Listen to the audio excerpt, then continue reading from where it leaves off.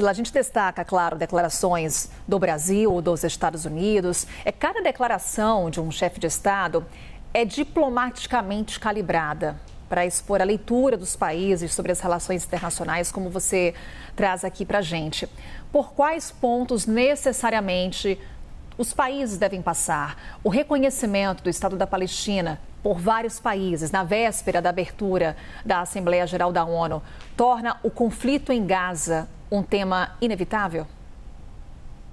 Bom, Carol, esse tema em relação à Palestina, reconhecimento do Estado da Palestina, qual que é a tipificação dos crimes que estão ocorrendo em Gaza? Ontem a gente viu o presidente Lula falando em genocídio, como muitos especialistas, inclusive dentro da Organização das Nações Unidas, estão destacando. Então é inevitável que a gente tenha fortemente essa questão de Gaza, essa questão da Palestina levantada nos discursos nessa abertura da Assembleia Geral. A gente precisa entender que esse é um ponto central no direito internacional nesse momento, principalmente por conta de muitos estados do norte global estarem reconhecendo nesse momento, nessa semana, a Palestina como Estado. É óbvio que isso é uma retórica, a gente precisa de ações concretas, mas vai ser muito cobrado por aqueles estados que de fato já reconhecem a Palestina, como é o caso brasileiro, que reconhece desde 2010. Então, o primeiro ponto, inegavelmente, vai ser o ponto da Palestina e principalmente do que está acontecendo dentro do território que muitos consideram já, como é o caso brasileiro, como um genocídio. Esse é o primeiro ponto. Um segundo ponto que inevitavelmente a gente também vai ter esse debate é sobre a questão de aquecimento global, mudanças climáticas e a justiça climática. Esse ponto ele está muito em voga, principalmente para o Brasil, porque nós estamos próximos à COP30 e a COP30 vai ser na regionalidade de Belém do Pará. Então, a gente precisa entender que esse ponto vai ser um ponto destacado também por outras nações e principalmente pelo Brasil. Existem alguns outros pontos, como, por exemplo, a questão da inteligência artificial, que são pontos que vão ser levantados, principalmente por países como China, como Rússia, mas, de fato, a gente não vai ter um grande destaque para o Brasil dentro desse ponto. O Brasil vai por outra seara. Outro ponto que o Brasil tende a destacar também é a questão da desigualdade, da pobreza e da fome.